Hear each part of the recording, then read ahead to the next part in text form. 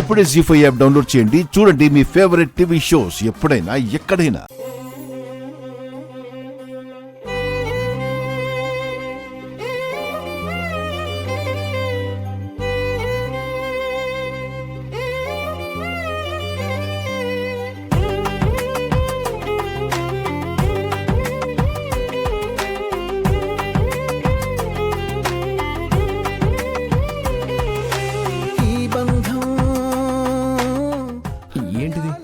స్వామీజీ ఇచ్చిన కంకణం.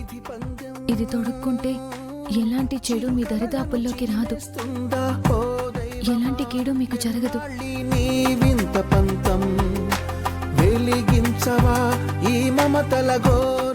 మీ చెయ్యిటివ్వండి.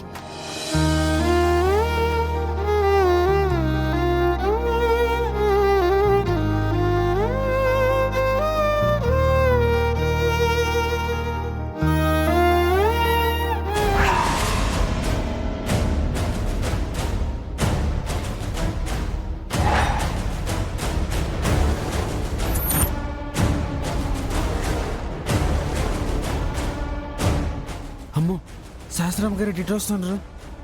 ఇప్పుడిప్పుడే చిగురిస్తుంది. శాస్త్రం చూసారంతే ఆ ప్రేమ ప్రారంభంలోనే పాడి కట్టేస్తారు. శాస్త్రం గారు ఇటు రాకుండా చూడాలి.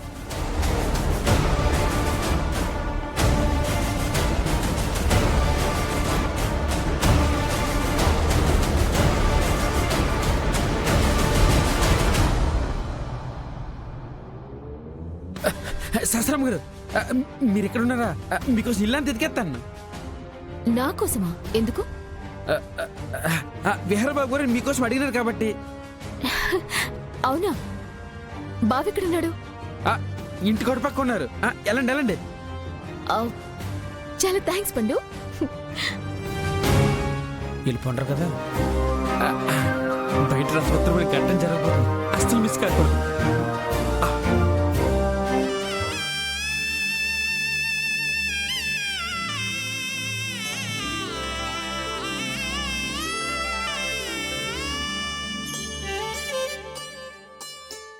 తప్పో ఒప్పో నాకు తెలీదు. మీరే నా భర్త అని నేను మనసారా అంగీకరించినప్పుడు మాత్రమే, మీరు నా సర్వస్వం అని నేను మనసారా నమ్మినప్పుడు మాత్రమే మీకు క్షేమం అని స్వామీజీ చెప్పారు. అందుకే ఇక నుంచి మీరే నా సర్వస్వంగా నేను నమ్ముతున్నాను. థ్యాంక్స్ లక్ష్మి.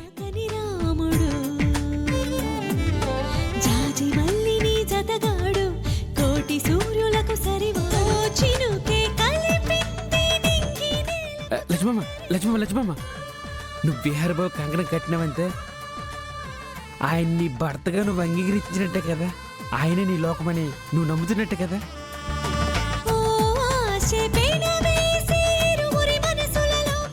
ఎన్ని రోజులు ఆయనంటే ఒక అభిమానం ఉండేది, కానీ ఇప్పుడు ఆయన మీద అభిమానానికి మించిన ఏదో తెలియని ప్రేమ కలుగుతుంది పండు. ఇది కదా మనకు కథ కావాల్సిందే. ఆ ప్రేమ కోసమే మేమంతా ఎదురు చూస్తున్నాం. నువ్వు ప్రేమగా విహారబాబు దగ్గర అవ్వాలి. ఆ ప్రేమను విహారబాబు అర్థం చేసుకోవాలి. మీ ఇద్దరి ప్రేమని ఈ లోకం కూడా అంగీకరించాలి. అదే మేము కోరుకునేది. కానీ పండు, నువ్వు ఇంకేం మాట్లాడలేచ్చు మామ. స్వామి చెప్పింది కూడా అదే కదా. నువ్వు ఎప్పుడైతే విహారబాబుని మనసారా భర్తగా స్వీకరిస్తావో అప్పుడే విహారబాబు క్షేమం. ఆ మాట మర్చిపోకు.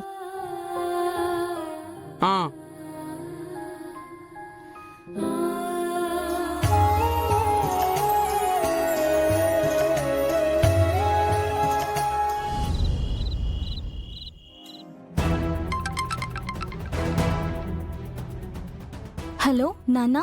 వస్దా? యమున ఎక్కడుంది? ఫోన్ చేస్తుంటే కలవడం లేదు. ఇక్కడే ఉన్నారు నాన్న, పిలుస్తాను. యమున వదినా, నాన్న ఫోన్ చేశారు, మీతో మాట్లాడాలంట. ఒకసారి ఫోన్ స్పీకర్లో పెట్టు.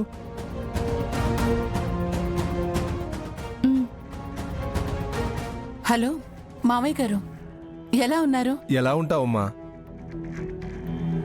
తీర్థయాత్రలకనే వచ్చాం. ఏదో ప్రశాంతత కోసం అని వస్తే అక్కడ మీరు అందరు చేసే పనులు మాకు ప్రశాంతతను చెడగొడుతున్నాయి. అది మామయ్య గారు పంతులు గారు ఒకసారి పెళ్లి ముహూర్తం పెట్టారంటే ఆ సమయం యొక్క బలాలు బలహీనతలు, ఆ ముహూర్తం మీద ఉన్న అనుగ్రహాలు అనుకూలతలు అన్నీ చూసే ముహూర్తం పెడతారు. అలాంటి ముహూర్తం అంత పట్టుబట్టి ఇప్పుడు మార్చాల్సిన అవసరం ఏమొచ్చింది? ఆ, అంటే మామయ్య గారు అది అదంతా పద్మాక్షి అక్క పని నాన్న. ఎందుకు మార్చాలనుకుంటుందో ఏమో నాకు అర్థం కావట్లేదు. ఇలా మనకు ఇష్టం వచ్చినట్టు మనం ముహూర్తాలు మార్చుకుంటూ పోతే అసలు ముహూర్తాలు పెట్టుకోవడం ఎందుకు? ఇదేం నాకు నచ్చట్లేదమ్మా. మామయ్య గారు పోనీలేండి, పద్మాక్షి వదిన మాట మనమెందుకు కాదనాలి? కానీ ముహూర్తం ఏదైనా మనందరి ఆశీస్సులు ఉంటే వాళ్ళ భవిష్యత్తు బంగారంలా ఉంటుంది. దయచేసి ఇక ఈ విషయంలో మీరు కూడా సర్దుకుపోయి పద్మాక్షి వదిన మనసుకి నచ్చింది చేయనివ్వండి మావయ్య గారు. సర్లే, ఏ ఆటంకాలు లేకుండా పెళ్లి జరిగేలా చూడండి. పెళ్లికి ఏమైనా ఆటంకాలు వస్తే అది మీ కోడల వల్ల రావాలి కానీ నా కూతురు వల్ల ఏం కాదు. కాదమ్మరి, నువ్వు మళ్ళీ మొదలు పెట్టావా? మరి లేకపోతే నిశ్చితార్థం ఒకసారి ఎవరి వల్ల ఆగిపోయిందండి? మీ కోడల వల్ల కాదా? ఆవిడ గారు కుదురుగా ఉంటే ఇంట్లో శుభకార్యాలు కూడా సవ్యంగా జరుగుతాయి.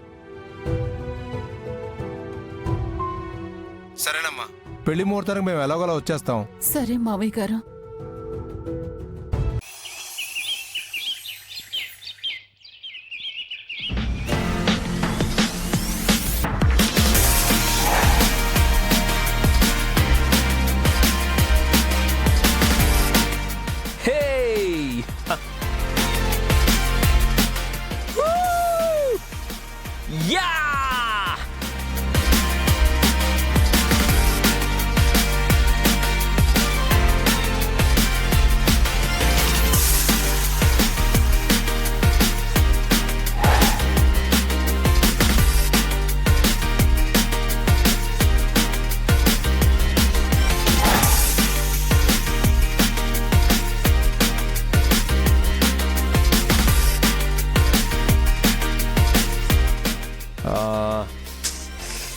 డ్రైవర్ చెప్పండి సార్.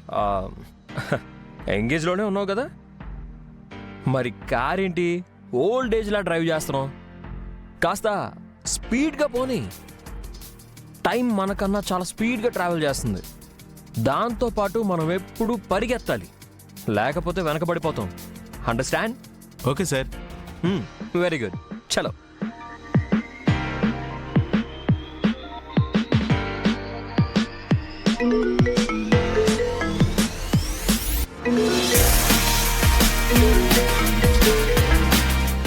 హాయ్ విహారీ.